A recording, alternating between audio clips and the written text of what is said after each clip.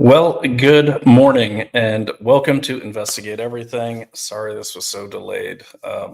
I've just been miserably depressed over everything that's going on in the world.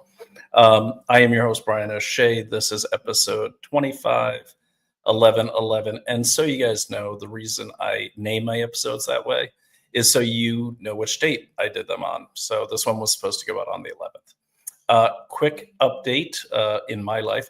Happy birthday to my wife, Naomi Wolf. She had her birthday yesterday. Unfortunately, we couldn't be together. She was with her daughter looking at some real estate. That's cool. But I put out a nice message to her, and I'll put out another one. Love you, Naomi Wolf. All right. The Reds are coming. Okay. The Reds are coming. And what can you do? The Democrat Socialists of America, or the DSA, they've been around since the 80s. Many of you have heard Democratic Socialist. I used to hear, or Socialism. I used to hear that all the time, and I would laugh. I'm like, it sounds like an oxymoron to me. And very few really took that term seriously. So let me try to gather my thoughts. I've been a little under the weather. Okay, but so the Democrat Socialists of America, for those that don't know, that's the party that Mamdani in New York belongs to, who backed him pretty much. They are not Democrats. They can trace their roots back to the 1920s. And they've gotten people in Congress. That's where the squad came from. But what they really do is they start at the local council level, school board level. Um, and now they've taken control of the country's most powerful city, New York. Before we get to the how can we stop them, I think we need to discuss what can we learn from them in order to mobilize true Americans to save this country from slipping into communism by way of groups like the Democratic Socialists of America. The communists cannot defeat America. They never have. But they won't have to so long as we continue down our current trajectory, which is basically our trajectory of defeating ourselves. So I'll leave it there. Now, before I get started, I just want to I'll do the ads halfway through. Okay. So why did I want to talk about this? Everyone's talking about the DSA. I mean the DCA, and no, the DSA, Democratic Socialists, not communists, but they are communists. And really, the only difference between socialism and communism is, I mean, overall, this is really simplifying, but socialism is seizing the means of production. Okay, um, when by the people. Now, when that becomes government, when socialism moves into a government, they take over a government, and then the government takes over everything, it becomes communism. All right. So, what have we seen with Mamdani? Let's talk about that. That's the big topic right now. Well, we've seen a lot. We've seen a lot of things like let's talk about the rent stabilization.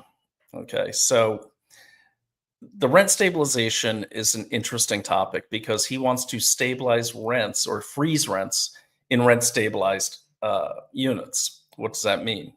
Well, rent stabilization has been around for a long time in New York, probably before the 40s, I think, or around the 40s. And really, what that does, it keeps homes affordable for people. Now, by freezing rent, that will keep landlords from being able to adjust rent to keep up with inflation. So, what does that mean? That means landlords will stop um, upgrading their buildings, maintaining their units, that sort of thing. And by landlords, I don't want you to think of like Joe Pesci in the Super whatever that movie was. They're out there, those kind of sketchy landlords, but there's a lot of people that are just they own an additional home, or they made some money on a real estate sale and they bought an extra apartment in New York so they can make a little more money, probably to pay their new mortgage because they are very expensive here. Now, why are they expensive here? Well, it's not Donald Trump's fault. It's not even Joe Biden's fault. They're expensive here because there's so many additional taxes that are levied against New Yorkers. Um, against New Yorkers, and I mean taxes galore. Okay, so for instance, during the illegal alien invasion propagated by Joe Biden, all of a sudden there were new taxes in New York City for homeowners, but they were labeled as like green tax or electric vehicle tax, that sort of thing. Okay, so they're already expensive. If he wants to solve the affordability crisis in New York, well, start by addressing the problems that are already here. Okay. One of those is there's too many taxes. You pay for everything. You want to address the affordability crisis in New York? I don't know. Make parking free. Because for instance, I'm here a week longer than I wanted to be. I'm currently in Brooklyn, and I- I'll probably end up paying $400 to get my car out of the garage for 5, 6 days of parking. You want to park on the street at the meter? Oh, yeah, that's fine. But you got to move it like every 12 hours because they do street sweeping, which you rarely see, but they claim they do it. So you got to move your car during certain times. And even if you get a good meter, like in the West Village, if you park your car all day at a meter, it's probably going to run you about close to 20 something bucks. Okay. You do that over the course of 365 days. So there's a great way to make living here more affordable. But that's beside the point. So what is the real scam here? And make no mistake, it's a scam. All right.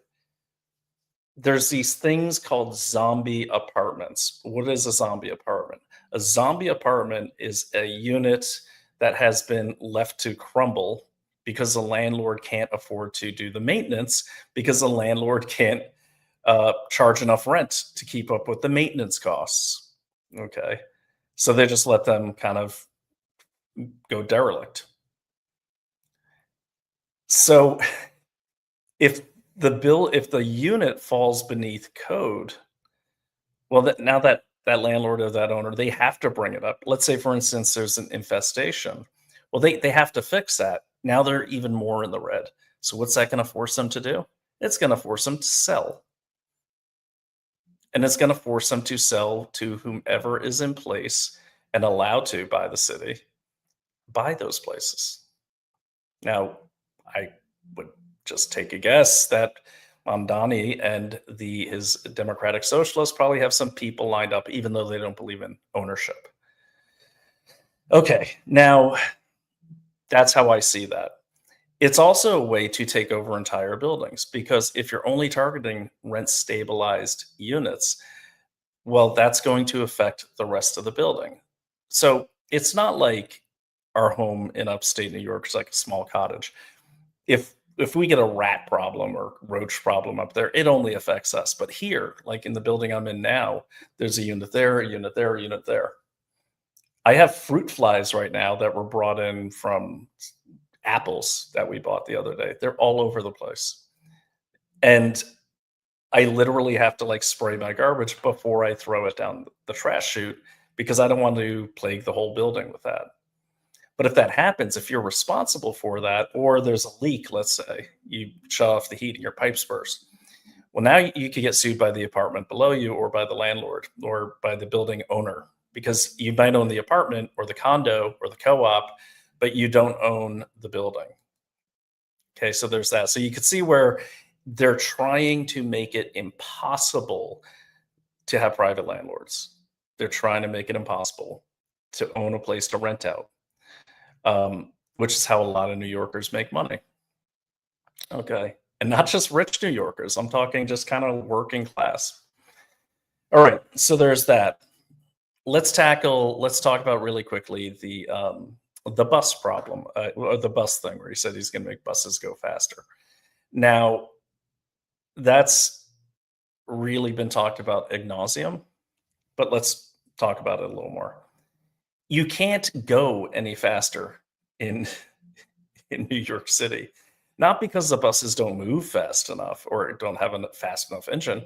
There's too much damn traffic. Why is there too much damn traffic? Well, part of the reason is they installed all these new bike lanes. Part of the reason is that they don't enforce um, laws on traffic on bicycles. And by bicycles, I mean these things are almost motorcycles at this point. You can buy these electric bikes that go really fast, and they go way over the governored speed limit of New York, which is 25 miles per hour. But all of these delivery people are on these electric bikes and they're zigging, zagging, weaving in and out of traffic. I'm almost always hitting them because they don't stay in the bike lanes. They're up on the sidewalk and everything, but they're also right in traffic. But it doesn't matter because you're not moving that fast, right? Because traffic's too bad. Another reason why traffic is really bad, well, is partially because of the buses, but also the delivery trucks. They don't enforce double parking here. So if one delivery truck stops, they double park and they start unloading everything. Then everyone kind of has to squeeze through, and it's just, I don't know, maybe make delivery hours in New York City between like midnight and 6 in the morning. That would solve a huge problem. But you see, I don't think they care about solving the traffic problem. What I think the real goal of this addressing the faster buses is to eliminate cars in New York City. I know it sounds crazy, but I think that's the goal. I have nothing to back that up, but I was doing the math on this, and it just, if I were some socialist, communist, whatever, that wanted to make buses faster, the thing that's in my way are privately owned vehicles. Now you get rid of the vehicles, your buses go as fast as you want, and then people are forced to use the government-owned buses, and then people can only go where the buses are running. You see the way this works? Let me tell you another thing about New York that I experienced my last visit here. It's hard to get out of the city if you don't have a car.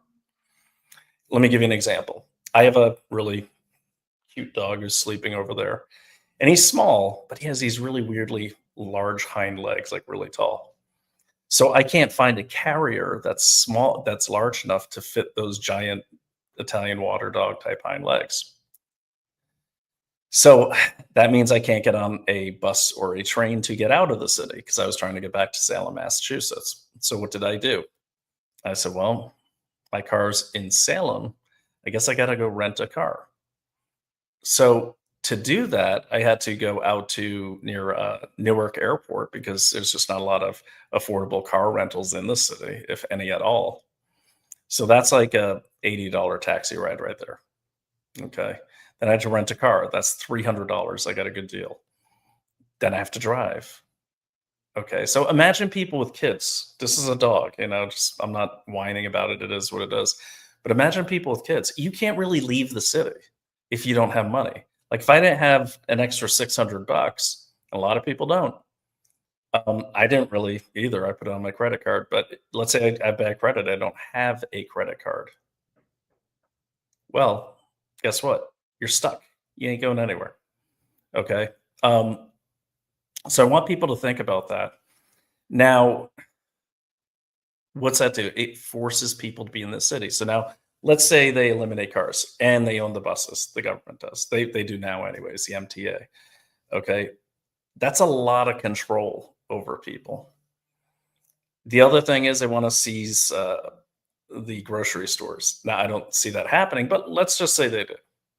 Okay, so now you can control what people eat. You can control where they can go, right?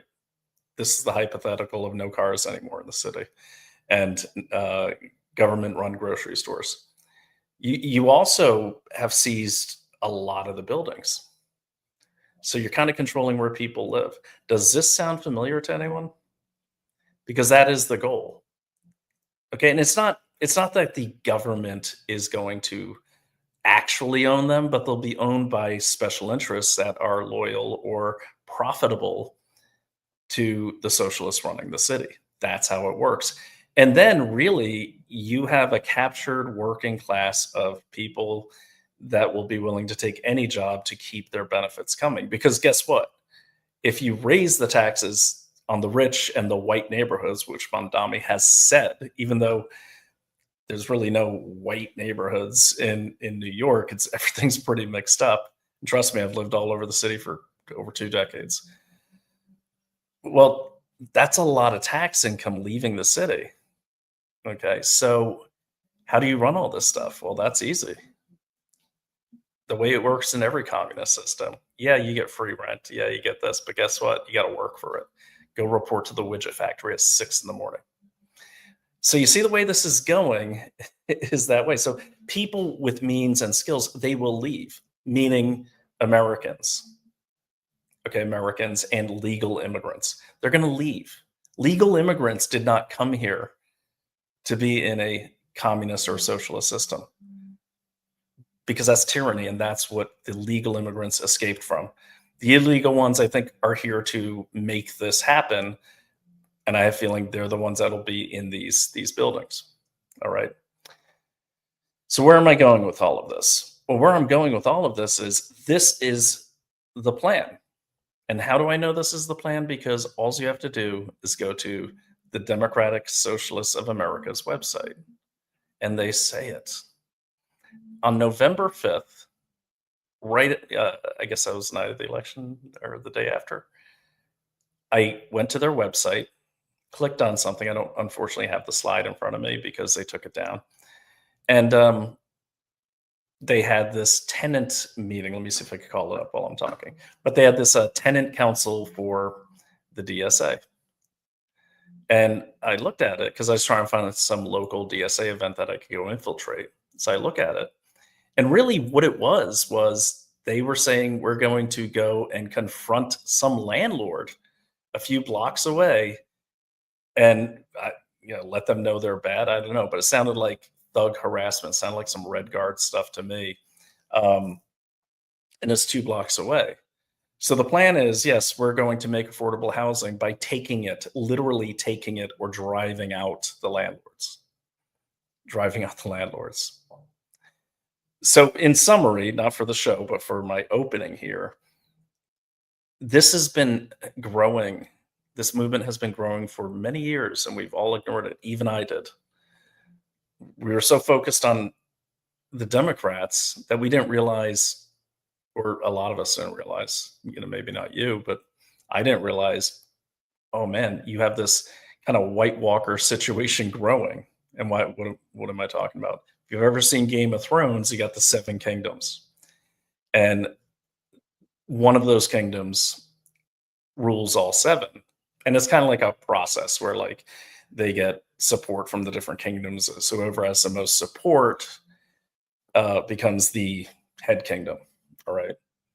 And that's usually the Lannisters, who remind me of the like better looking versions of the Clintons, or like the elite Democrats. And they're constantly at war and battle, fighting for this Game of Thrones, fighting for this throne of swords. But see, there's a new thing happening down south. You got this woman; she found some dragon eggs, and dragons were real in this world, and she hatched them, which hadn't been done in a few hundred years. And she's coming. She's coming to take back her seat at the throne. That reminds me of like rogue nukes or rogue states. But then in the north, you have the real threat. Okay. The real threat are these things called the White Walkers. They're like zombies, except like intelligent, leadership led zombies. And they will take out the barbarians who are north of the wall. The wall represents like the civilized kingdom. And when they kill you, you are raised from the dead, and now you're part of the army. So you see, it has that snowball effect. That, to me, is the socialists in this country. They're going along with it because, not just because they have to, because they want to, as their new zombie state. So meanwhile, you have this growing threat in the north. They're coming. The White Walkers are coming. The people in the north, who kind of represent the working class, they're warning like the central kingdoms, hey, yo, we got these White Walkers coming, and they're not stopping, and they can't be stopped. We need help. Meanwhile, the people in the more elite cities, be it DC, whatever, these are like kind of like the major political parties. They're like, oh, we'll wait on that. We don't believe them, or oh, we'll wait till it's politically till we can make it more of a political opportunity for us to help fight off whatever these White Walkers are. But what all the kingdoms don't realize, except for the ones who are dealing with it, is they've already taken over. They've already taken major cities. That's like the socialists in this country. What do I mean by that? Well, the DSA candidates are everywhere. Omar Feta in Minneapolis, several council seats across the country. And then this one is shocking. Now, let me pull this up here. I'm going to share my screen here. Okay. Oh, sorry about that. Wrong screen. Sorry, guys. Let me get rid of that. All right. Let me share this. Let me try that again.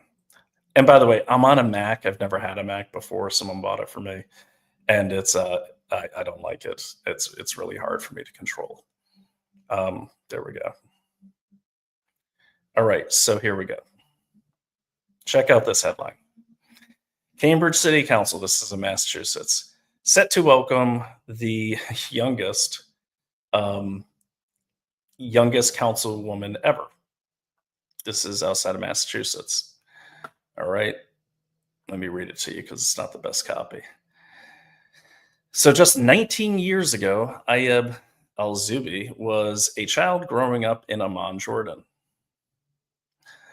In 2019, she arrived in Cambridge with a Harvard acceptance letter. Last week, she made history. Freshly 24, Al-Zubi is the youngest person ever elected to Cambridge City Council at a time when young leaders on the political left are asserting themselves in positions of power. What's so beautiful about being a part of a new generation of politics is we're unafraid to dream boldly, El Zubi said in an interview after her election victory. We're unafraid to challenge systems. Keep in mind these keywords here.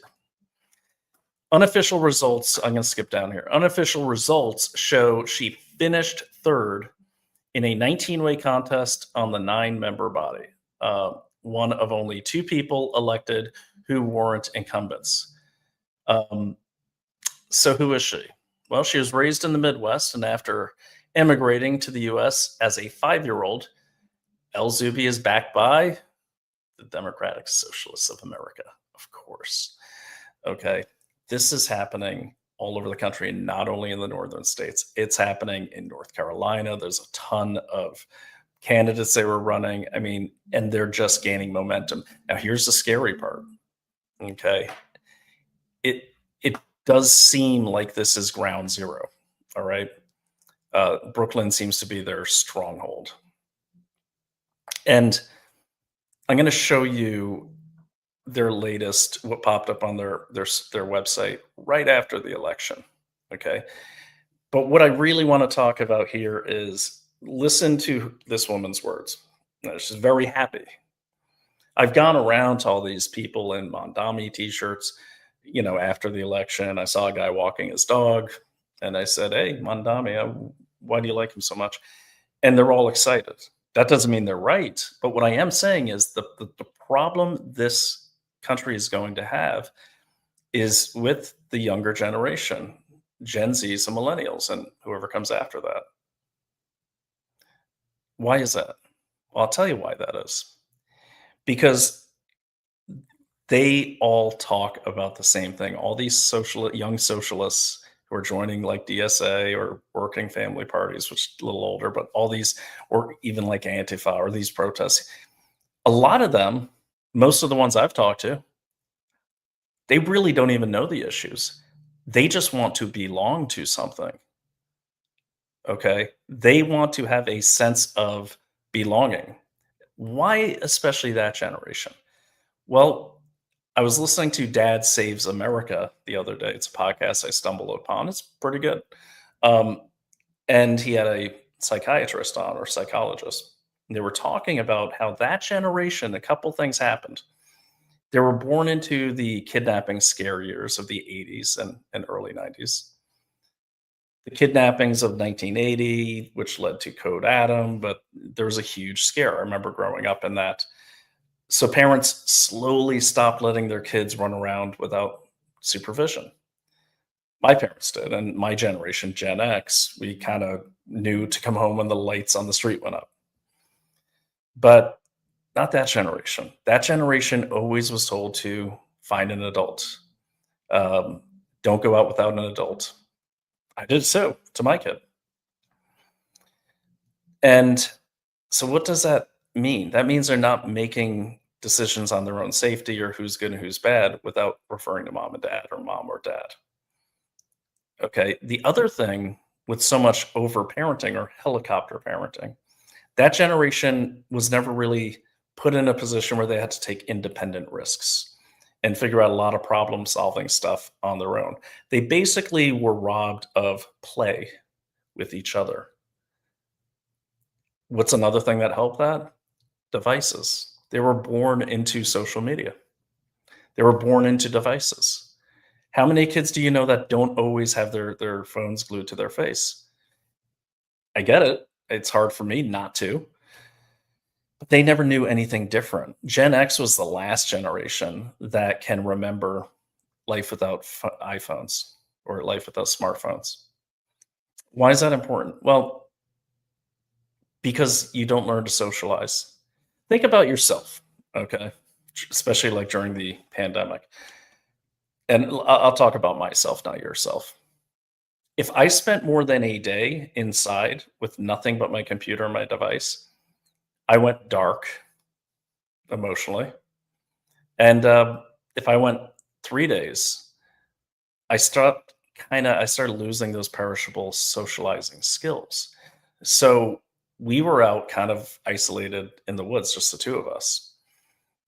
And we had each other, but then what would happen is sometimes I'd be alone out there for a week if Naomi had to go to a thing or visit family, something like that.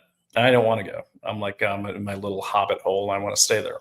I have my device. So I felt connected to the world, but it really is not real connection. And when I would get around people in the city or back in civilization, I would do things like talk too much, not let people in, not make eye contact. I didn't know how to socialize. So it makes you sad and depressed when you can't be around people. It really does. And if you haven't been around people for a while, or you know what I'm talking about, you know when you get around people, even people sometimes you don't like, there is kind of like like an energy recharge that you do get from being in a social environment. Well, these kids didn't have that. And all of a sudden, DSA comes along and it's giving them that. It's giving them community. And they're happy to be there. It's also giving them something else. On the Dad Saves America podcast, this child psychologist said, you know, what are the three things that most psychologists agree on for happiness are a sense of belonging, a sense of personal achievement. Now, with helicopter parenting, there's not a lot of personal achievement, okay, because it's everyone gets a trophy. Kids are not encouraged to be entrepreneurial, most kids. Okay, so a sense of accomplishment. You see these DSA meetings online, and I encourage you to watch a few of them. But you see these DSA meetings, and everyone has a job. Everyone has a measurable job, and they all get applauded when they do it. Okay, they're part of something. And then the third part that the psychologist was talking about was so there's community, sense of belonging to community, sense of personal accomplishment or creating something. That's why you feel so good when you write an actual Substack versus writing like a few tweets. Or that's why you feel so good when you mow the lawn. I love mowing the lawn because you can see I did that. Okay. The third one is being part of something bigger than themselves. And that's what they feel like. They feel like this is my chance to make an impact on history. I don't agree with the goals of this group, but I'm telling you, they have figured out how to get a key voting block, as we've seen, and they've done it by not telling them what to do, but by bringing them in. Now, I've got to say, Charlie Kirk was really good about this, but and it was really good because you could, and that's the way they're doing it. It's like you could have local chapters, people can start a chapter. But what's happened now? Okay, Trump gets elected. I voted for him. I'm definitely a Trump supporter. But then all of a sudden, Trump gets elected. We start seeing the fracturing. And then we start seeing the gatekeepers in social media, the podcasters that were close to the inner circle. All of a sudden, they're the rule of law. Okay. Like they own the message. And they can take that message anywhere they want. In my opinion, some are taking it in the right direction, a good direction, which is the fact-based direction. There's a lot of people that are passing opinions off as fact. Okay. And so what does that do to the rest of us? It makes us feel isolated. Podcasts are great to make you, if you like your podcaster, obviously you're going to listen to them and you feel like, okay, if I can take what I learned here and apply it over here to my community, that's great. We're not getting that anymore. We're getting a lot of people just telling you what to do and what's right and what's wrong, which country to hate, which country not to hate. You see it on the change in X. Okay, X was great. I miss X when it was under Jack Dorsey. I'm not going to lie to you because it felt like we had a common enemy. But now it's changed. Now we have these stupid tweets or posts that go out that say Islam's bad, Judaism's bad, or this person's bad. Do you agree? Yes or no? Is this person a freak? Do you agree? Yes or no? I hate those. I hate them. And now the rest of the world is jumping in on that too. Now you got the Muslim influencers saying Islam's great. Islam's great. It's just so annoying. But this yes or no thing, or stupid questions like, do you support America? Yes or no? It's like, shut the fuck up. So my point is, we had a little community on X, and that seems to be under attack too, not by a concerted effort, just by people's own egos and hubris is in my opinion, undermining these communities on X. Now, I will say there's some good spaces out there. Shout out to my friends Sassafras and Drax and Kimmy Maga and all them, and Patriot Rob. These are good spaces because they're including people in the conversation. That's what I like about them. But they're fleeting, and they're still online. Okay, they're still online, and some people spend 6 hours on those. But I'm seeing less and less of a organized thing where, like, hey, I'm going to organize local chapter, and then I'm going to get national recognition. Let me give you an example of that. Here in Brooklyn, my wife was helping the candidates here in our area run for council seats. These are Republicans. And so they're working with the Donald J. Trump Republican Club of the Southern. It's a long name, but it's my friend Jimmy Wagner's group, and he was helping run these candidates. I heard it from several people, I won't name their names, that they made multiple attempts to reach out to the young Republicans, which is the national organization up there in Manhattan. Never got a response. They got no support, nothing. See, that doesn't happen with these socialists. You reach out for support, they send you 50 people and a bunch of signs and money. And yeah, the money's coming from somewhere, but you could go there 990, it's like they have like $800,000. But their currency is they've got people who are willing to go out on for days and days and days with no pay, because not all these protesters get paid. And not all of them are protesting. They're littering the streets with signage. They are knocking on doors, they're calling you, and this is how they win. Because you know who didn't knock on anyone's doors here, except for these local candidates? Republicans. You know who wasn't papering the streets? Republicans. And anyone that says, oh, they probably tore them down. No, they didn't. Because I walk the streets every day. You saw in the trailer, that's my footage. I've seen one Republican sign. I've had no outreach. The candidates here had no outreach from the national Republicans. None. Everyone complains and yells about this and that and how evil socialism is, but they're not doing anything to stop it. They're not reaching out to the working class millennials. I know one of my kids is a working class millennial, and she told me, she's like, you know what, Dad, I've lived in Brooklyn for a long time.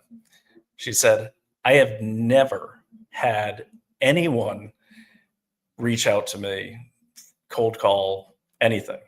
She goes, the only thing I've gotten was, a couple stupid texts from the Democrats, because, she used to vote Democrat.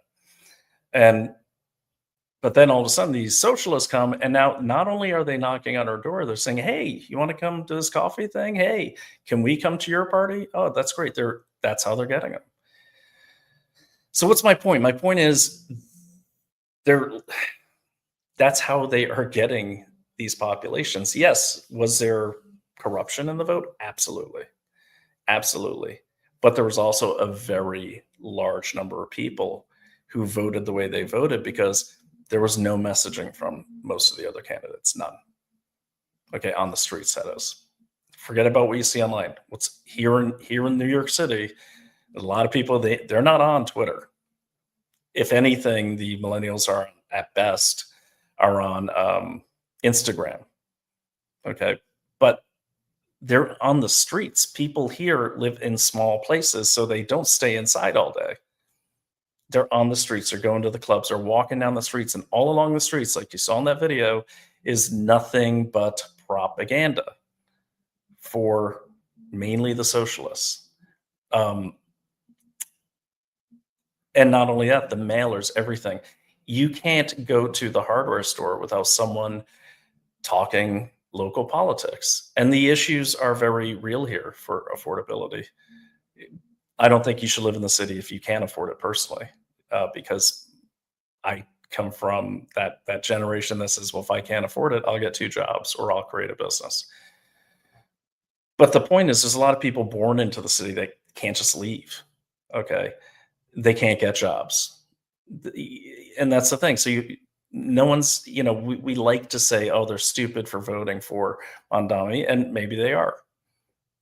But you know what? Whether he's full of it or not, I think he is full of it. He addressed the concerns that they put out. And until we do that, it's not going to matter. And why does New York City matter? It matters the same reason Chicago does, the same reason DC does, the same reason LA does. These are the vital organs of our country. These are the ports. Okay. These are the access cities, not Chicago, but to the oceans. Chicago's access to the Great Lakes. And as we know, China pretty much owns Canada. So it's almost like that's the last line of defense. That's the northern wall in Game of Thrones, is those Great Lakes. And that's a story for another day. So my point is, when I said in the title, what we can learn from them, we learned that. Okay. But what are we doing right now on the conservative side? We're spending hours and days talking about, who's the assassin of this person, who's the assassin, Israel's bad. Never mind that we're still giving 17 billion a year to freaking Ukraine, according to the numbers. But like all of a sudden, weirdly, Israel's the problem. Well, look, I'm going to challenge that right now. We're the problem. We are the problem. Mamdani, he's a problem, but he's a problem that we allowed to happen because we're not doing that. I've gone to CPAC conferences down in DC. They're fun, but you don't see the same type of stands. What you see is kind of like a legacy guard of influencers. You don't see a lot of, except for Charlie Kirk, you don't see a lot of, encouragement to get people to start not only clubs, not only groups, but political parties. DSA is an actual political party. Working Families Party is an actual political party. And yes, they're socialists, but that gets them on the ballot more than once. They're playing the system. We as conservatives have got to do this, and we have got to stop wasting time on things that just don't matter. And I'm sorry, this figuring out who did this and who did that, yeah, it's important. But what's more important is what's happening now. Guys, we lost New York City to a socialist, and not a good one. And we're kind of going to lose it to a whole different form, a whole different way of life. That being radical Islam. Okay? Because one of the major donors to Mamdani is CARE, the Council on Arab-Islamic Relations, who had backed the Muslim Brotherhood before. The FBI had to cut ties with them. So while we're spending all of our time saying, oh, Bill Gates is bad, and oh, this is happening, and this secret cabal, and blah, blah, blah, all this nonsense, no one's focused on the actionable intelligence. Some of you are. Autumn, if you're in the audience, you are. My wife is. She's actually was down at the Board of Elections right after the vote. I myself as well. Actionable intelligence, because let me tell you something. You might get to the end of whatever whodunit thing you're working on, okay? And then you're going to leave your apartment and you're going to be like, oh, there's no cars and I don't have money to get on a bus because money's been banned and I can't get out of the city. Well, great, you solved the case, but guess what? The country's gone. So that's why I kind of been in a bad mood. Like I'm watching all this bickering going back and forth between Candace Owens and people that don't agree with her, or got ahead. I should have written this down, but you see this like back and forth, Candace Owens, Tucker Carlson, the people that think they're wrong. And look, I don't know who's right or wrong. I don't really care. It doesn't really freaking matter in terms of saving this country. It doesn't really matter. Okay. who the bad people are. Because let me tell you something, everyone is a bad person to some degree. Every country does bad things. Okay. So if people think that, let's say they're going to say, oh, it's the even with the scary podcast opening I did. Okay. The point of that, if you watched it closely, is I'm showing that the White Walkers are targeting everyone, and they come from every country. Okay. They come from every country. It's not like the Jewish cabal is controlling all the bad countries of the world to do bad things to us. That's idiocy. It's people with a different ideology and people that have been wooed into a club, a social club, a cult, if you will, call it what you want it. But they know what works and it's working. So I would encourage everyone, instead of just going on X, wasting your time and saying, this religion's bad, this religion's good, this is a Christian nation, it's not anything else, or whatever. Study your enemy, because yelling at your enemy, you're not learning anything. All right, that's a long tirade, so I'm going to stop right there. Okay. Thanks. So I'm going to go through some comments here. And I do, my buddy Dallas is on, and he wrote a really good essay. So if I have time, I'm going to read it because it makes a lot of sense. All right, look at this. They got all these new features. All right. Tall. There we go. Wide. Excellent. Look at that. So cool. All right. So Roscoe, welcome back. Good to see you again. Roscoe says, dear Brian, you're off a day in 1 hour, but perhaps that throws the haters off. I don't even care about haters. Haters online, doesn't matter. But I like you guys. But haters, I just find them entertaining. And half of them are, I don't even know if it's real hate anymore. I mean, honestly, Roscoe, you could go out these days if you have a podcast and say, what a nice sunny day. And someone will be like, what's wrong with the moon? You hate the moon in nighttime? It's like, what? So welcome back. Elizabeth Ann, not so sure you're defining that correctly. If you're talking about socialism and communism, I'm not. I totally oversimplified it, but that's basically, in my opinion, what it is. Okay. There's a million, the problem with socialism is a lot of people disagree on really what exactly it is, but it doesn't really matter, because when people adopt forms of socialism, they do change it to fit their own ends. Okay. And it eventually leads to a form of communism. So I'm not giving an exact definition. I don't have one in front of me. I could certainly read it, but I'm not going to. But I understand enough about these systems and how they work to know that, like, okay, they eventually become a form of communism. There's no real true communist countries in the world right now. Even China is not a purely communist country because they do have private enterprise. Okay, that's government controlled, but it's not directly government. You see what I mean? So I wouldn't get hung up. That's a good point, Elizabeth. And like I said, I gave that disclaimer. And I'm certainly not an expert. As a matter of fact, Alex Newman, who I consider one of the best experts in this, or Josh J. Phillip, many others, they know a lot more about the finer points than I do.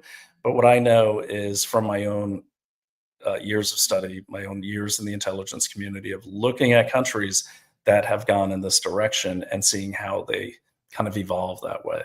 And I see the same pattern in every country. It always starts with the wide-eyed optimists that get sucked in. Okay. And then before they know it, they're 40, they look 60, and they've been working for pennies their whole life. Hello, Cuba.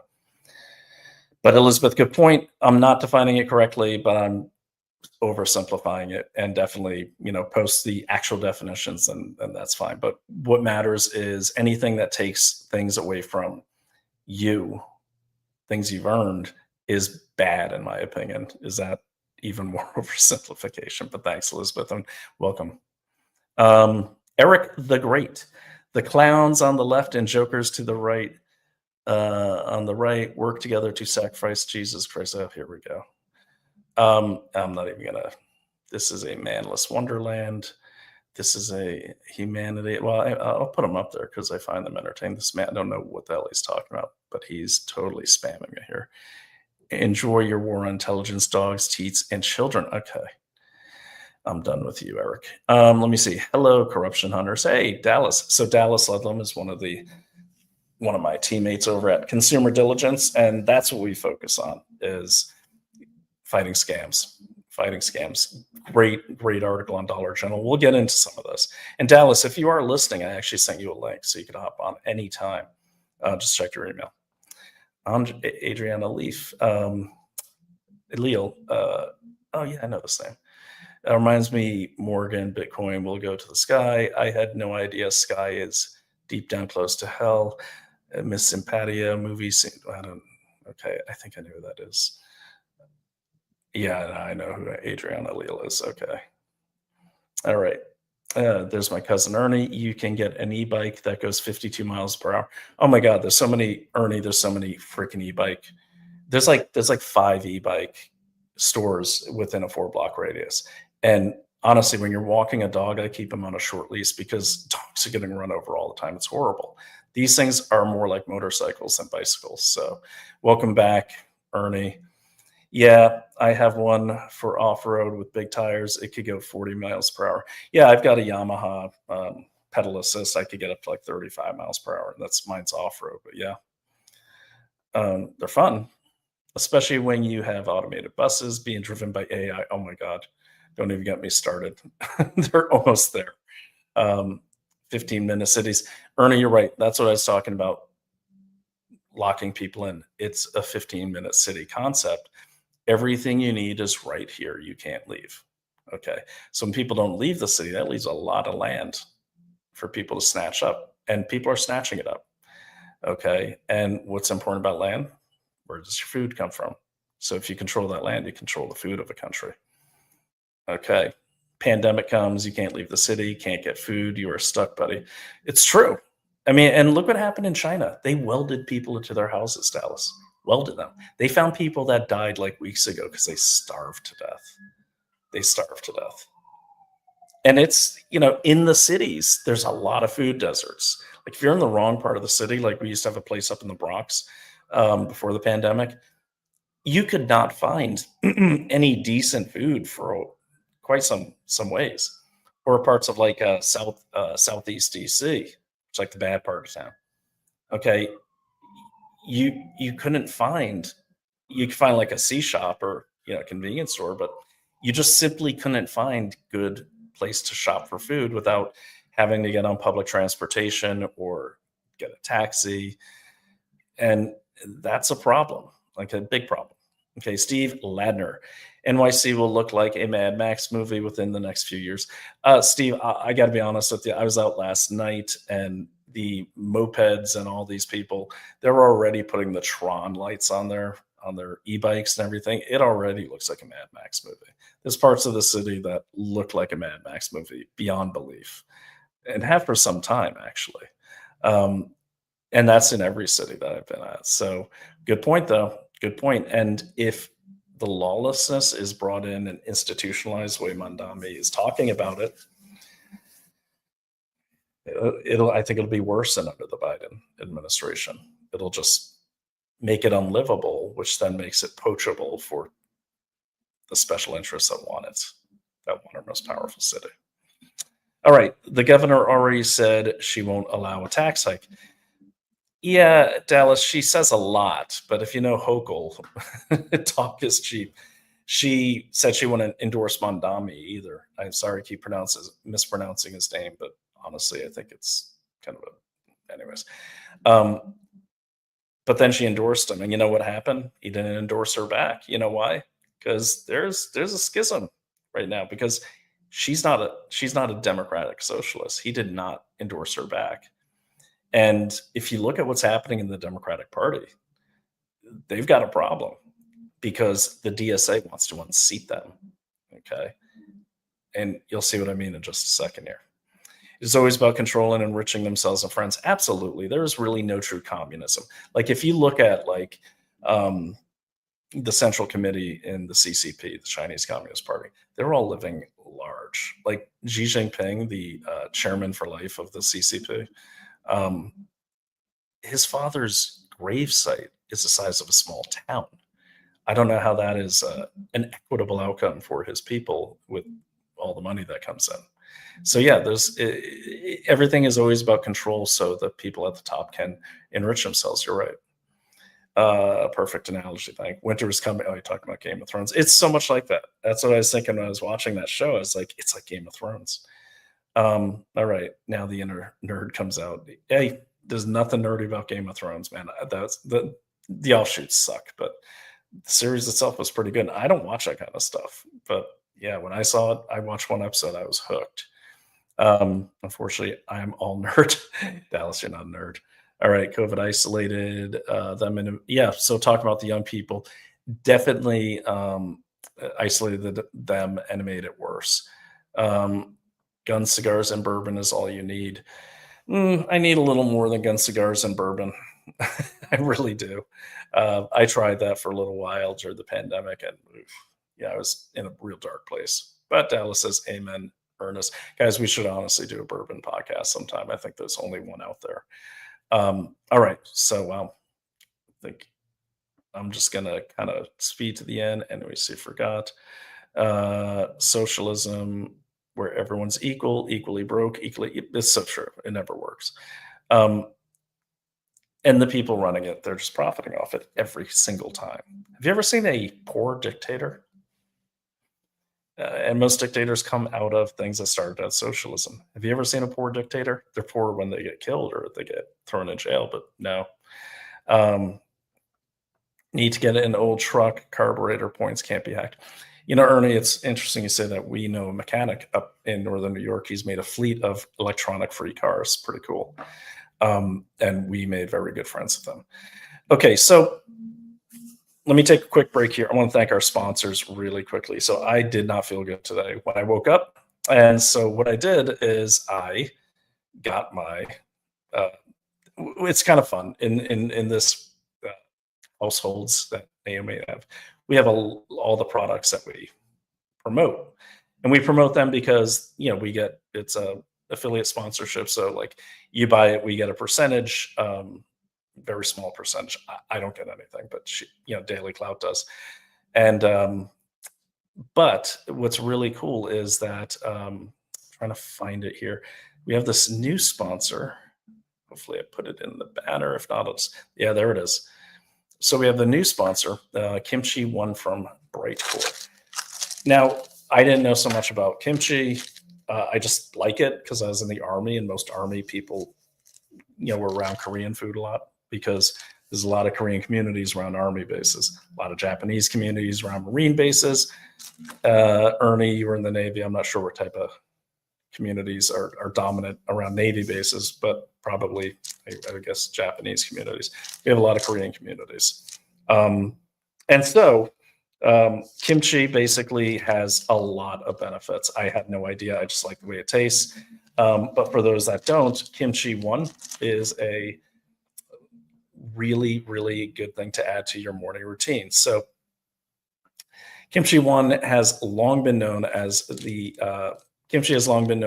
Eastern Fountain of Youth. And Western science has recently confirmed its incredible benefits. Kimchi One, just right there. Sorry, my screen's not mirrored, but you can see it. Helps slow aging of cells, boosts immunity, and supports gut health. Very important. I'll tell you about my journey down that road. Derived from cabbage, kimchi provides the body with nutrients that can only be generated through the process of fermentation. Anti-aging properties, immunity boosting, supports gut health. Kimchi One from Brightcore. Health starts in the gut. This is true. Get 25% off. Use the code WOLF at mybrightcore.com/wolf or call 888-571-4996. Kimchi One. This is part of my morning routine now. I had taken one of these. I was having trouble getting myself going today, and it does boost you. And the gut health thing is really important. I started the Kimchi One, and then Naomi begged me to get on a cleanse, as she calls it. So I did. And I got to say, at first I felt really sick, as she says, because it's killing parasites that are like living inside of you. I'm like, oh. And then honestly, by the second day, I had more energy than I've had in years, like a lot of energy. Well, what's happening with a lot of these, when you have bad gut health, that means you have parasites inside of you in a lot of cases. And you're tired all the time because you're basically sharing all the nutrients you bring in through food and everything with these parasites. So there's just not enough energy for you. You're feeding a whole little microscopic family inside of your gut. It's also the reason why you get bloated if you haven't had a good gut cleanse or good cleanse. I won't get into the details because your body is trying to push them out. So you're getting bloated. Your cells are getting bloated. They're trying to push out these foreign invaders, if you will. Um, so doing a cleanse and just an everyday thing like kimchi one, really just 7 days, man. I just started when I got here. I never heard of kimchi in a pill before, but um, yeah, it's fantastic. I mean, for me, I also eat kimchi whenever I can because I love it. But kimchi one, add it to your diet. Tell me what you think. Try it with a gut cleanse as well. But to me, it's kind of like maintenance after the gut cleanse comes from here. So again, use that code wolf. Go to mybrightcore.com/wolf or call 888-575-4996 to get 50% off. 50% off. Okay. So there we are. Let me remove that banner. All right. I'm getting the hang of this back. All right. So what other comments just popped up here? Yeah. Good point. And thank you. Welcome. Oh, hey, Sarande. We got to get you on the show. So Sarande, Diane, I know who she is. Her husband, or her, yes, I believe husband, Sandre, correct me if I'm wrong. He was, and I was on this space. So basically, they were moving to Massachusetts from Texas and got pulled over. And all of a sudden, he gets arrested because he had legally purchased some guns. And I think it's Arizona, right? Or New Mexico, maybe in New Mexico. You're going to have to correct me, Sarande, because it's been a few weeks.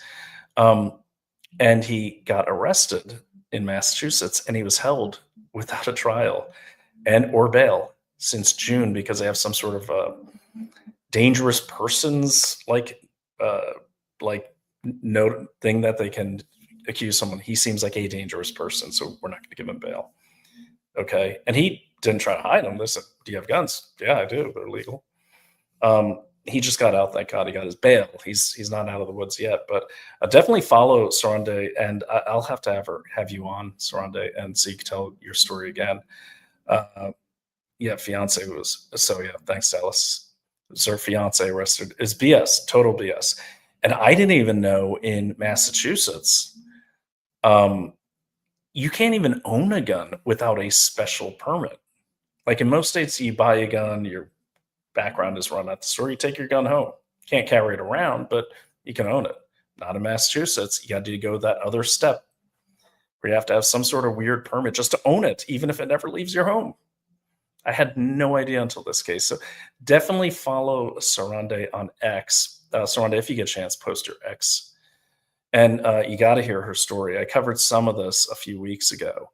It's crazy. Same thing here in New York. Dexter Taylor, I've had him on many, many times. And he got the SWAT team stormed in, and he was he's a tinkerer, and he was basically building his own guns as a hobby. Everything legally purchased, none of the 3D printing nonsense, everything through the ATF. And he was arrested by local city police. Okay.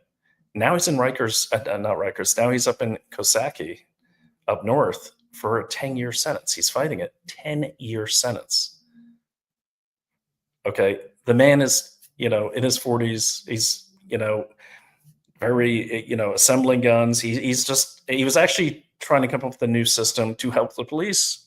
That's the crazy part. He never broke a law. And what happened in his court case is the judge, George Darkeh, Darkeh, said, when his lawyer brought up the Second Amendment, the judge in New York said, the Second Amendment doesn't exist in my courtroom.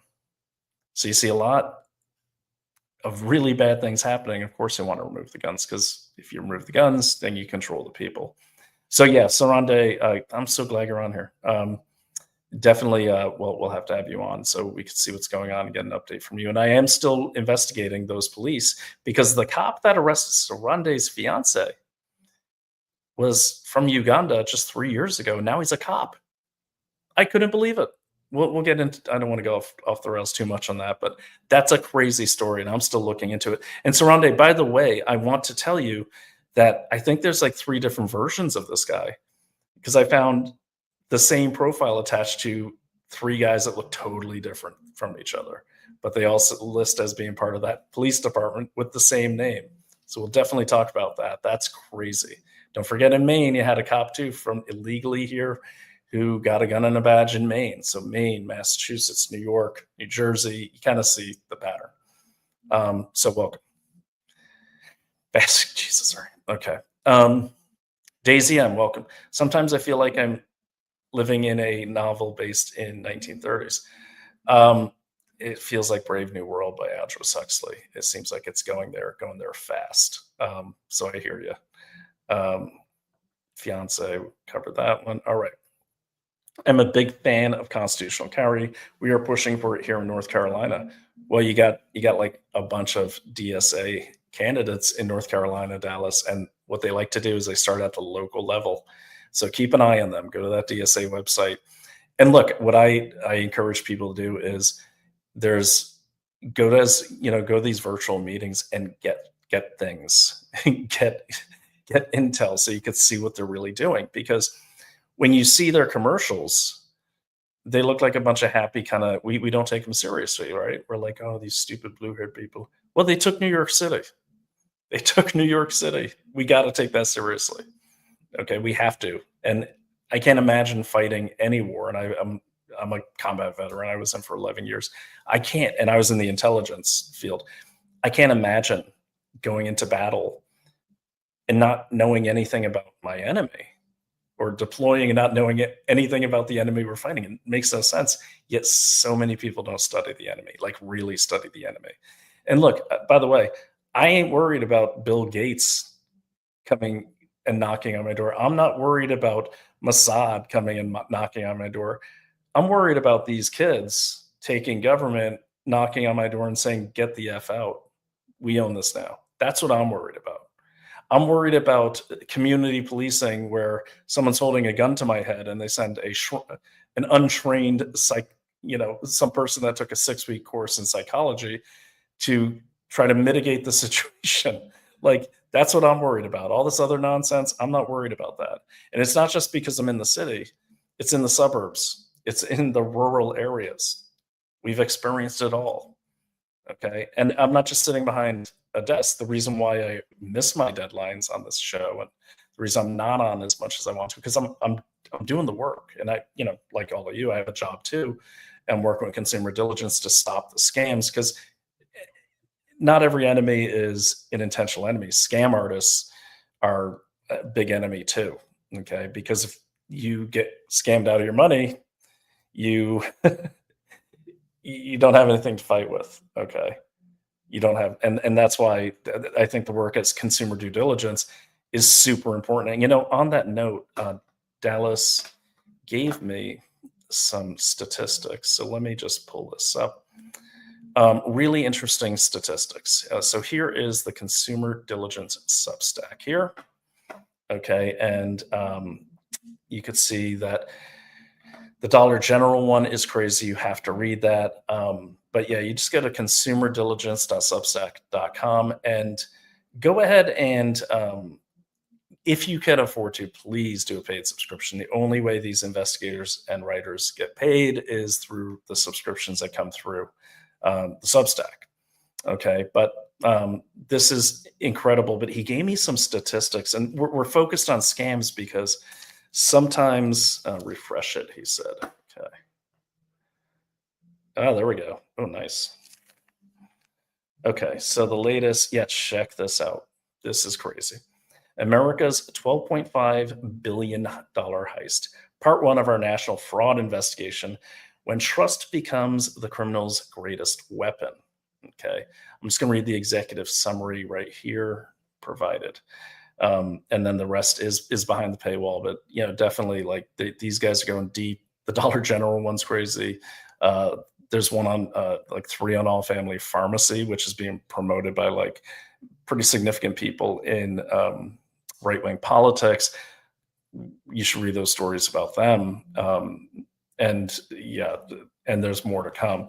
Executive summary. In 2024, American consumers lost a record-shattering 12.5 billion with a B to fraud, a 25% surge from the previous year that signals a new era of criminal sophistication and lethality.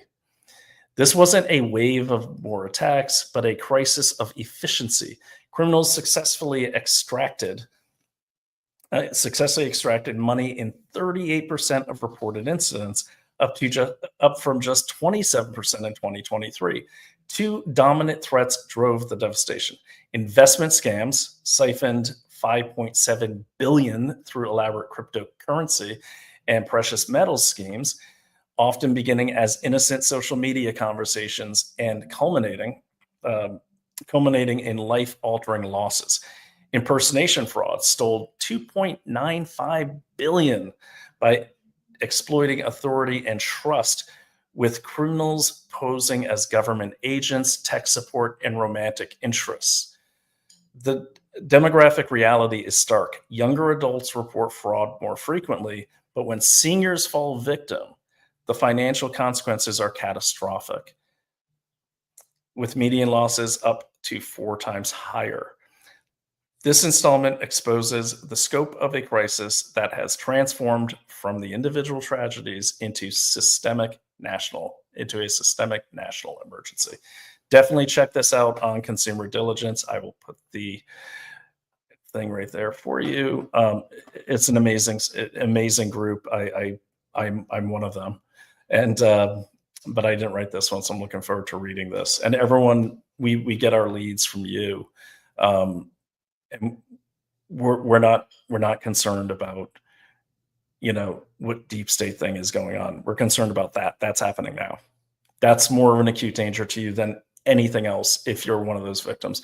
And when I was a PI, Dallas, I don't know if you know this, but when I was a PI, I did so many of these dating fraud cases. And you're right, it was always the elderly, and it was crazy. There was a retired lieutenant colonel from the Air Force. She became a client of mine. She had given away over $300,000, $400,000 from her retirement to a guy she'd never met. And I've seen these scams, and it's like I could see where people, especially people who are very isolated, people that travel a lot, or just old people that live alone, they get sucked into these things. They get sucked into them big time because these scammers have figured out how to really tug on the heartstrings. It's pretty darkly amazing. But yeah, and I told her, I said, look, I can maybe find out who the person is. That money's gone, and it's not just one person. It's gangs. Okay, and if you want to topple a country quickly, let's say I was China, and China I do know wants to topple this country quickly. I would be not arresting scam artists that are scamming the United States. There's big stories coming out of like Cambodia and stuff too about like they kidnap people and enslave them as scam artists. That's the crazy part. This is a big story in Dallas. I'm glad you guys over there at Consumer Diligence are covering it. Please support Dallas and the whole team. Not me. I just donate my time and my energy. So mine's voluntary, but there's a lot of people that are working over there because A, they either got scammed or B, someone close to them did. So support them by getting a paid subscription. We really appreciate it. Looking forward to getting you on, Dallas, and talking about this more. By the way, we are looking for writers over there. So send your resumes to leads@consumerdiligence.org. Okay. Thanks for sharing that, Dallas. So there we are with that. So keep that in mind, like your body, the gut health, everything, and the scams. Okay. Precious metal scams too is a big one. We actually had a company try to sell their precious metals on Daily Clout. And I tell the story a lot. And the marketing guy says, "Hey, Brian, can you do this ad read?" And I'm like, "Well, let me take a look at it first." And I'm like, "I'm not going to read this. Like, there's no way. What is this company?" And it was such a cheesy name. It was just overly patriotic. But one of the key things, and I'll have to get Dallas on here so he could give you guys some good tips. One of the key things was there's nothing in the About Us page. Like, there's no officers, there's no CEO, nothing like that. That doesn't necessarily mean something's a scam, but it certainly is the first place I look. And then you're looking for like licenses. Like, there are no license numbers. Every investment type firm has to have some sort of a broker's license. Couldn't find that. Then I couldn't find any of the employees on LinkedIn or anywhere on the internet. The only thing I found was the little dude in the video was the guy that built the website, but he's posing as a broker. Okay. Now, then it went on and on. Then I found out the senior vice president. I finally found him. I found him in the Florida criminal records. He'd been arrested for severe, like, I guess, domestic abuse of his family, and was listed as indigent in his criminal record, meaning he couldn't afford a lawyer. And this guy's advising precious metals investment. It's horrible. I said, "No, I'm not going to read this." And I want this nowhere near. Investigate everything, and we will be doing a story about this particular company. Even though I promised I wouldn't, I'm going to have to break that promise because it just pisses me off thinking about it. Not only did they put the reputations of me, my wife, and all the contributors at Daily Cloud at risk had those ads gone out, but they are using and abusing the trust that people have in us to scam like the elderly, mainly by putting a bunch of American eagles and American flags all over their website and trying to sell it through the emotions. It's like, show me the money, show me the facts, show me the license.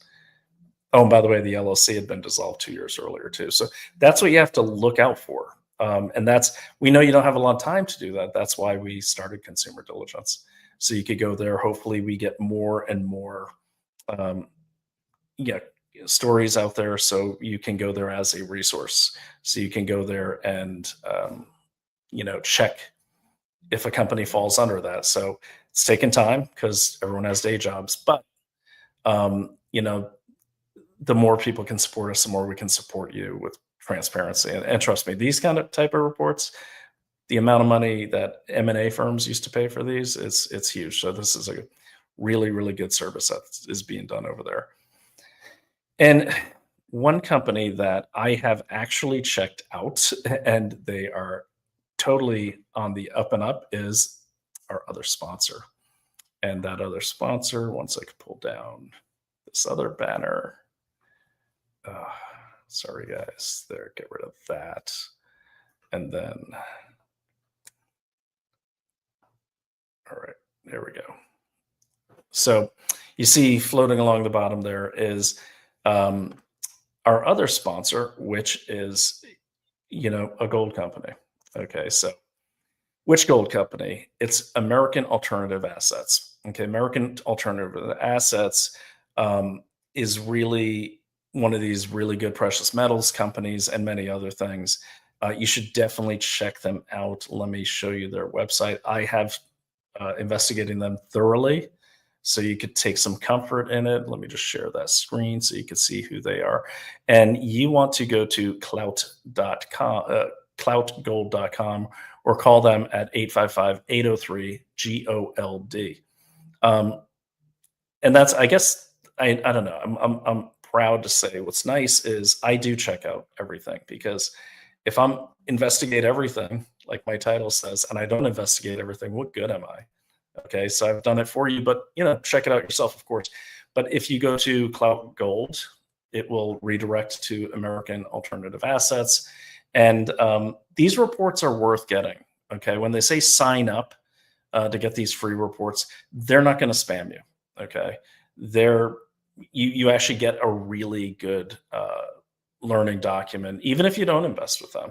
It's a free report. It's actually a free report, and it's worth your time to read it. Because if you're only focused on the interesting stuff, like in any war, and you don't pay attention to economics, you're going to, you're going to defend against these enemies here. Meanwhile, your house is your own life will collapse. And gold has gone to like north of 4,000 in like 3 years. I wish I bought it like 10 years ago, but definitely sign up and get this free report. Um, and just read it and tell me what you think. And a lot of times when I read these too, I always learn so much about what's going on. I'm like, oh man, I didn't even know that. Like for instance, I didn't even know that uh, Ghana is one of the biggest gold producers in Africa, or the biggest gold producer in Africa. Remember, Ghana is where the mayor of Los Angeles went right before the fires. But pay attention to what's going on there. But yeah, definitely sign up, get this free report. They'll call you or they'll say how you want to be contacted. These guys really honor it. So really, really proud to have these as a sponsor. And again, you just want to go to Clout Gold to get your free report and sign up, and hey, let them know that you heard about it on Investigate Everything. I sing these people's praises, so can't go wrong. So again, that is cloutgold.com, or just call them at 855 803 4653. All right. Where are we? So we got a couple more things to run through here. All right. Sorry, my face is so big. They have this on the platform we use. They have this standard thing, like layout that I can't erase, so it always defaults. So it's very annoying. Maybe someone who uses StreamYard can show me how to get rid of it. Okay, so I was talking earlier about what's going on with the Democratic Socialists of America, and how they're getting the young people. Now, I want to point out another thing about DSA. They're connected to a lot of different groups, and we're not going to go through it all today because, well, I think I have to drive to Massachusetts in a couple hours here, but they're connected to so many different groups. So what happens is you have DSA is definitely not the core group, okay? But they're a political party. Then you have the Working Families Party, WFP. All right. And what ends up happening is they all will make their own like chapters, but then they name them different things. So it doesn't seem like one big cabal, right? But it is. And their goals are very simple here. Let me tell you their latest campaign will blow your mind. Let me see if I can pull it up really quickly. And the point I'm about to make here is that, again, I want you to, these kids aren't acting, okay? Like, I do want you to see what I'm talking about. Like, these kids are excited to be part of this. And this is a weird, in my opinion, this is a very weird video. If I could find it. Hold on, give me a second. Let me get there. Yeah, there it is. Yeah, this will blow your mind. So I pulled this off the DSA site. Let me open that. Hopefully it has sound. Okay. I don't know if that one does. Okay, I got to find the one that has sound, because with Macs, apparently, you can't just record the screen. You have to download a bunch of stuff, and I may have done it incorrectly, but let me get rid of that guy. I do have it. And if not, I'll just go to their all right, screen recording, 4 p.m., 6 p.m. Let's see if this one does it. Yep. Yeah, this will blow your mind. Watch this. I'm going to make this full screen, actually. All right, so this is from the DSA website. There we go. All right. But listen to what they're saying here. And these people are like, yeah. Damn it. Why isn't it working? All right, let me go. I'm sorry, guys. Let me go to the website. I'll just pull it up there. Give me a second. But you've got to see this. Their latest, there's my big head. Their latest campaign is, I think it's called Socialist Cash to take out capitalist trash. Let me see, Democratic, Socialists of America. There we go.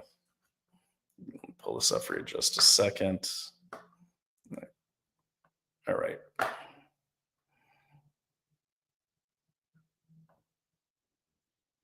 Yeah, I'm not going to put you through all that, but well, let me share this. You got to see the website too, because it's important to understand the website, but it's like this is normalized. Okay, this is normal. Okay, so here it is. And by the way, they've set up like a ton of new chapters in just a week. And then every meeting I tried to sign up for, like especially the physical meetings, you can't get into. They're already sold out. So this is their website. Join, and you see, and they also have like really good social media, and it's very well organized. And people say, yeah, that's because they have a lot of money and everything. Yeah, there's a lot of money on the conservative side too. So I'm not sure what we're doing, okay, with that money, but this is like everywhere. You walk down the streets in a lot of these major cities and you see nothing but this, and they are totally dedicated. Let me go to the Instagram. Stop sharing. I got to show you this video though. All right. Oh, God, that stupid thing. There we go. All right. Let me see. Pull it up here. Sorry about the sound, guys. Apparently, I have to download something. Is this it? Let me get to the,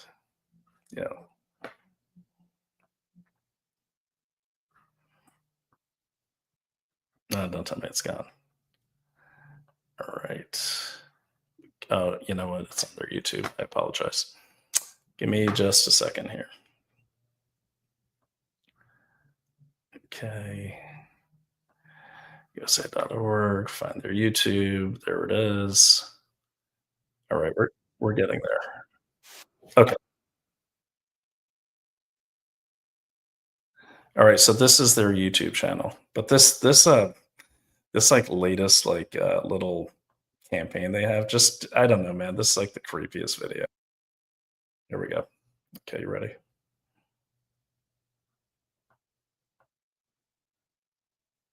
Yeah.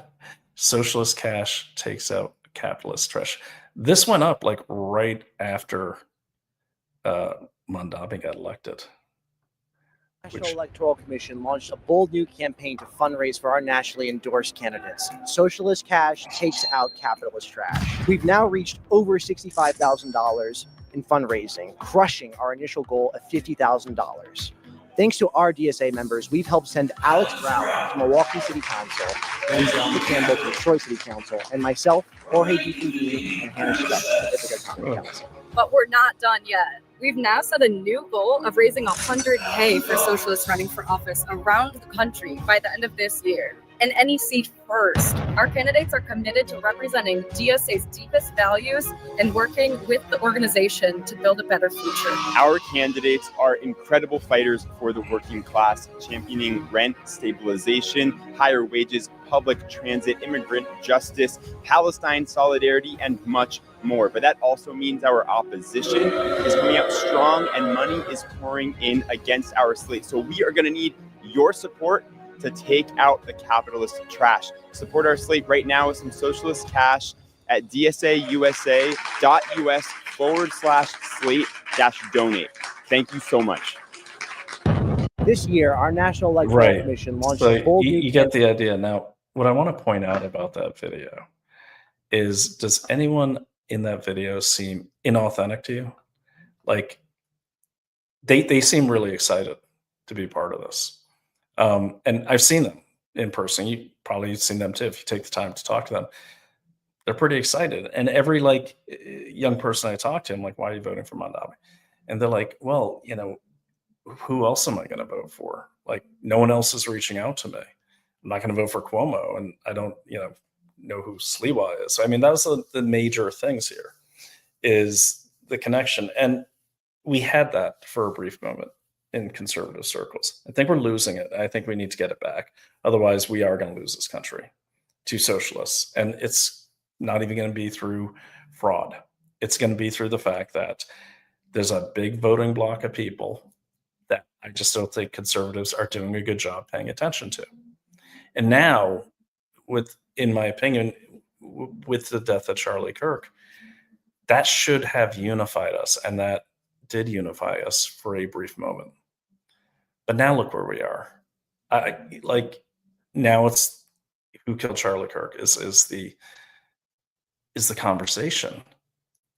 Meanwhile, these people here, these socialists, are marching forward.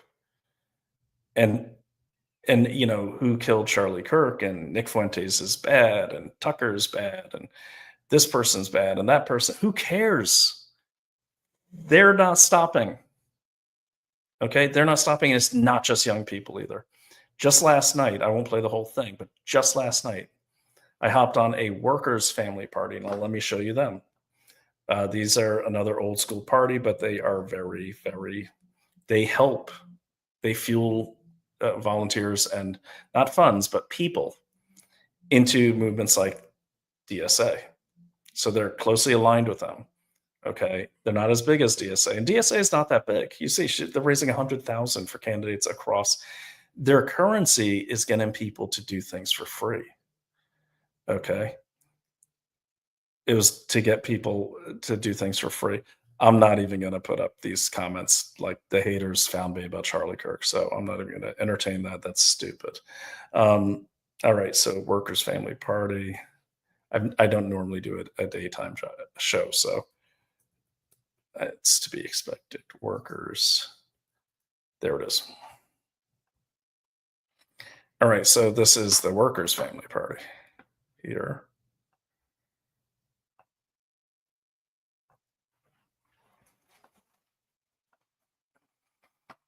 All right, make this screen a little bigger here. Nope. There we go. I guess that's what we're stuck with. Okay, so this is the workers' family party. Pretty much the same thing. Okay, but you see, they backed the candidate too. You saw that they were one of the backers of Mamdani. So when you have all these organizations working together in lockstep as they are, we had better do something. Okay, we had better do something because it's kind of unstoppable if you let it go too long, because it becomes more than elections. It becomes a way of thinking, and you could see that with a lot of these young people already. Okay, and people say, "Oh, that's in the cities. It doesn't matter." Well, yeah, it does matter, because look at the population density in the cities like LA and New York compared to the rest of their states. It certainly matters. It matters so much that we could lose several congressional seats in the midterms because of Prop 50 passed over there in California. Okay, and that's all that voting comes out of these density centers, whether they're cheating or not. Even if they weren't cheating, there's such density of people that are totally, I would say, beyond liberal. I'd say socialist minded. They're going to vote for these things that affect the rest of the state, and in some cases, like Prop 50, can affect the power balance in Congress. So that's why you have to take the cities seriously, because they control, redistricting and how votes go and how many seats in Congress a state has. And if the majority of the population is in New York City for New York State, which it is, you better care about what's going on in New York City and Los Angeles and these big cities, because it matters. Okay, it does matter, and it does affect you. So this is the workers' family party. Now, I'm not going to play this whole thing. I can play a little of this because it's long and it's kind of boring. But this is your typical, what I'm about to play is, this is your typical meeting. Like, this is like every week. And it's typical. And it's not like scary like my opening. Like, for the people who are backing or part of these groups, they're literally, to me, it reminded me of a tenant meeting. Okay, it's just a thing they do every single day. Okay, and they don't stop. And they're not really, I mean, there's some, they always say mean things about Republicans, but it's very clear that a lot of them probably have rarely met a Republican, because they have a very stereotyped example of what a Trump voter is just like we do, a lot of people do, what a liberal is. But if you, what I want you to get out of this is it's just like a tenant meeting, like an HOA meeting, except it's politics. So let me just play some of this.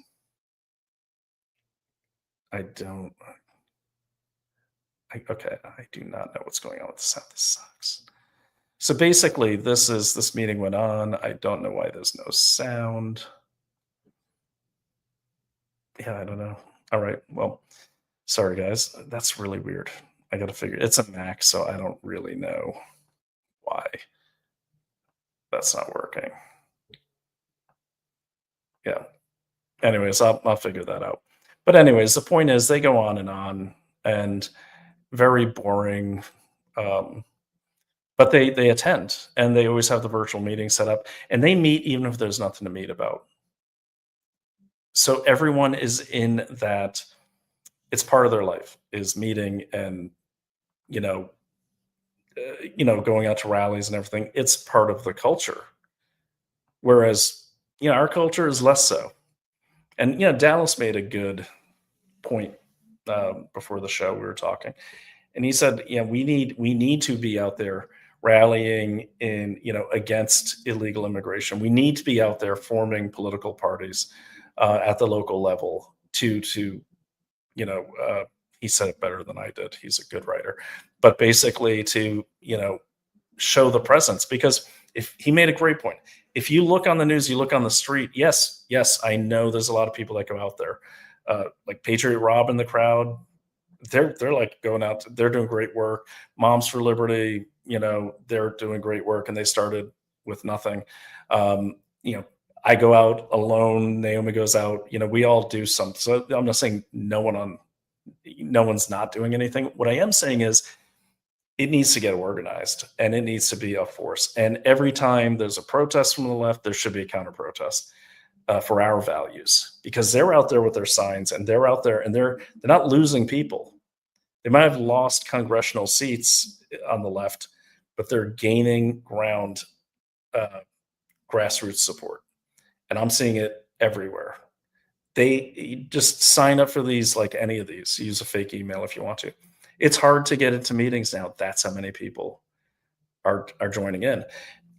And look, I think a big part of the problem is, again, these petty squabbles on conservative audiences. Because you're allowed to talk about whatever you want, right? I'm not going to tell anyone what to talk about, but how can you not see what's going on?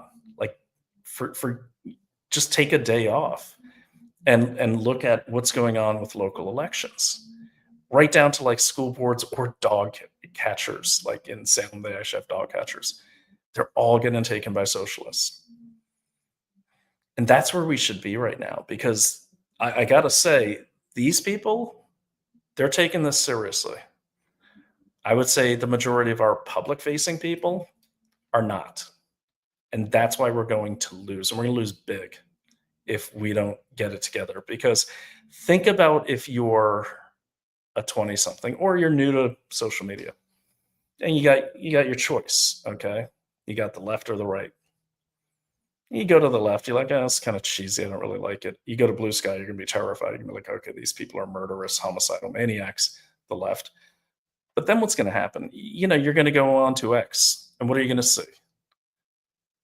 Bickering between people you might not know anything about, but you're going to see very few things about political issues that matter at the grassroots level. We have to get back to that if we're ever there. We have to get back to that precinct strategy, because they're there already and they're way ahead of us. We were on the way. I don't know what happened.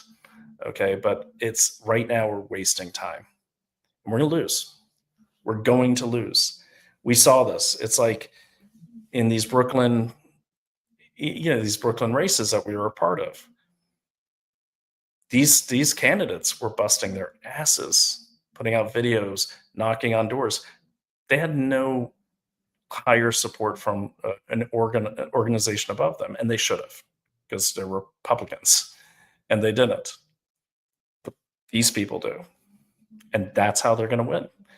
And with the kind of sentiment that you see across the city, now granted, I didn't talk to all 1 million voters for Mamdani, of course. I think a lot of them were illegal aliens, of course.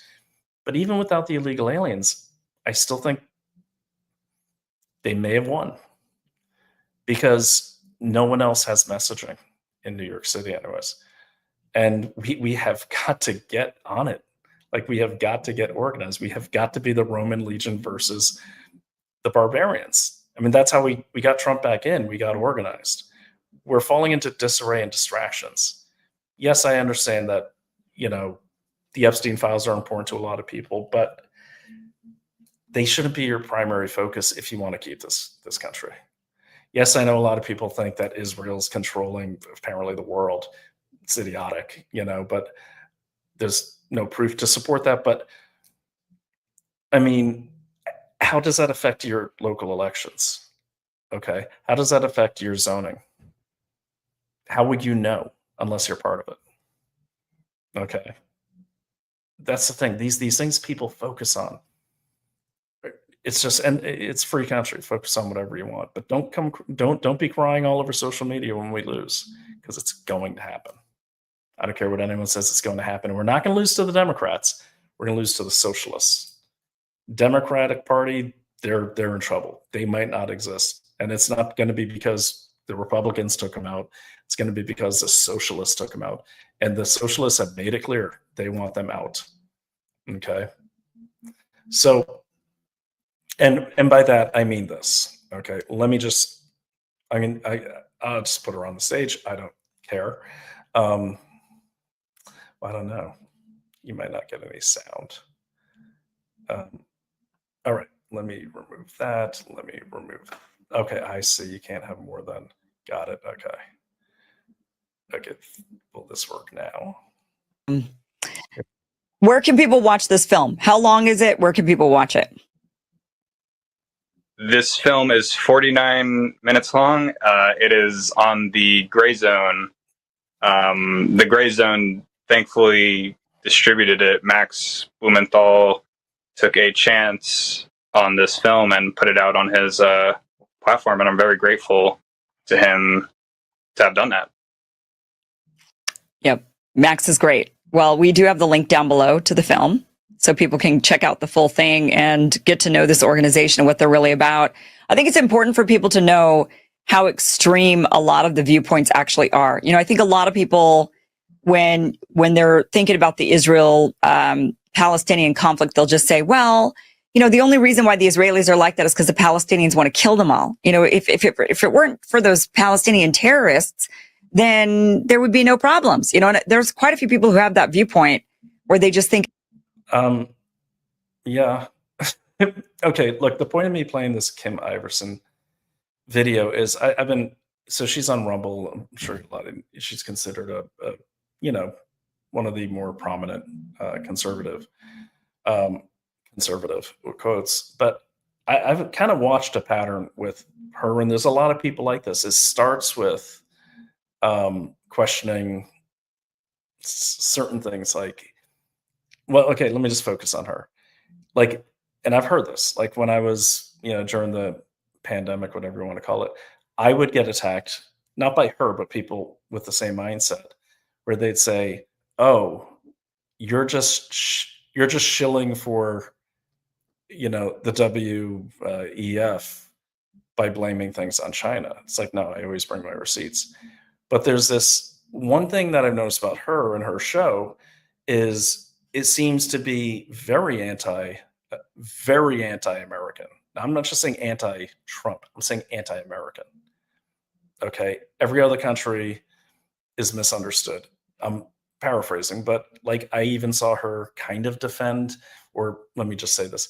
It seemed to me that she has a favorable view of people, leaders, dictators that are not, who do not have America's interests in mind. I'm being legalese careful here. But I would just say, keep an eye on these things, because I'm noticing more and more on Rumble, which is conservative. There's a lot of this going on. Okay, now who's Max Blumenthal? I'm not going to get into that right now. Just look him up.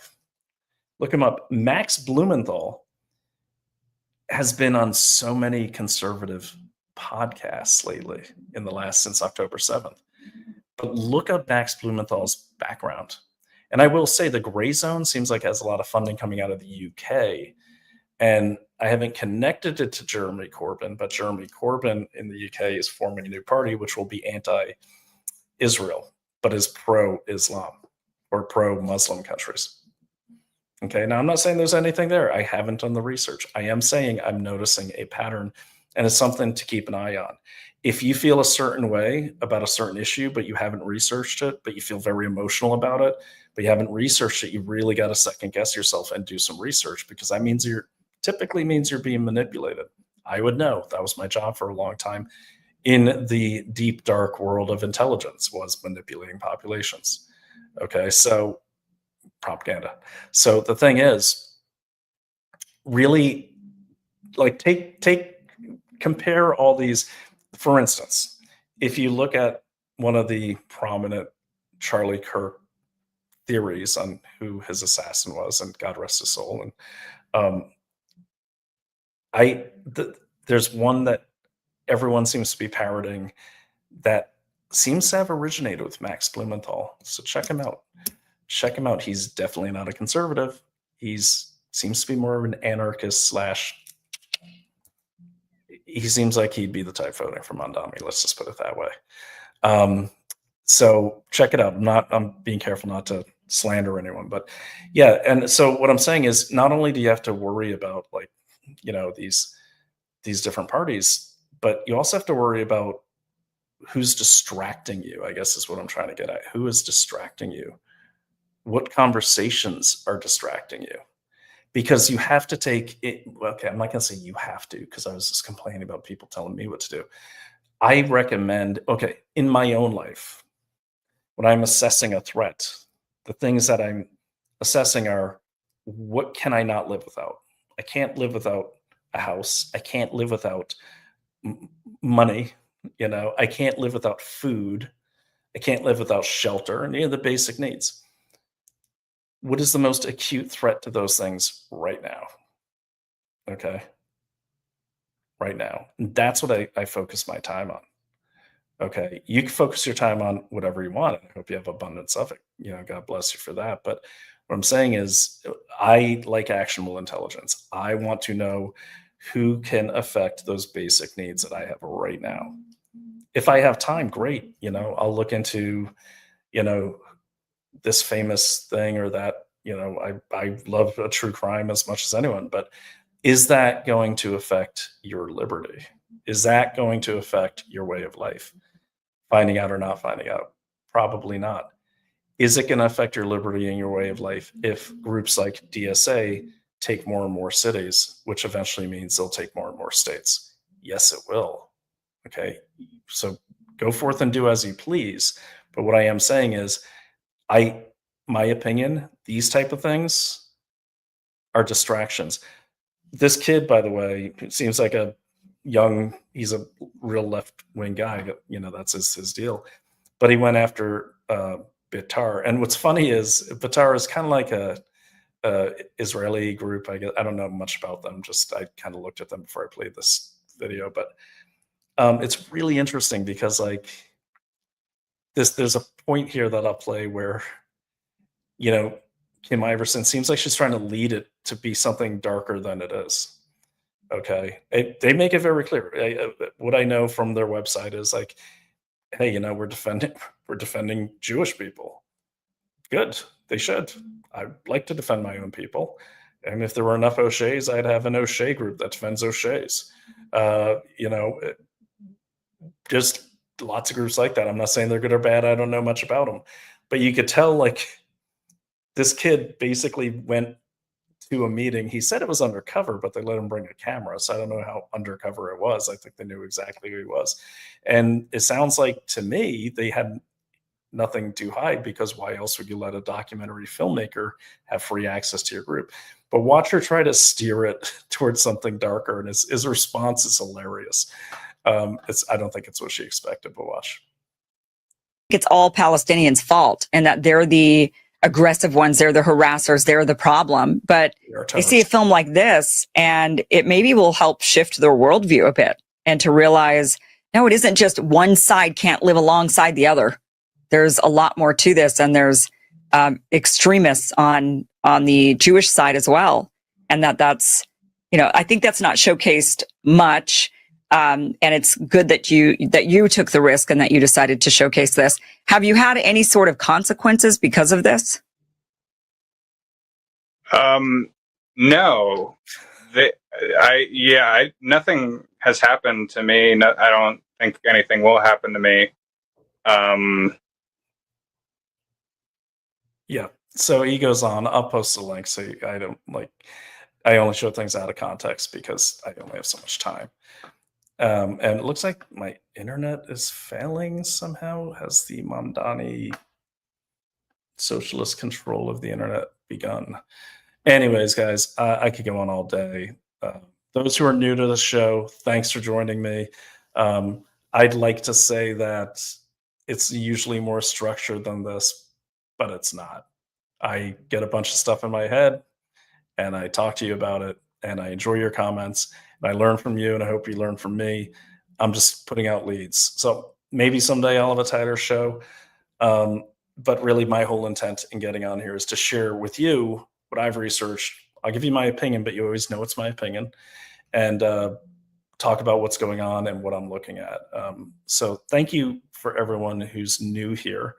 And I'm not going to be able to take any more comments because I don't know what the hell's going on here, but so I'm going to call it right there, and I will talk to you all soon. But this has been Brian O'Shea with Investigate Everything, and I can't wait to get back to my studio and get my big computer up again.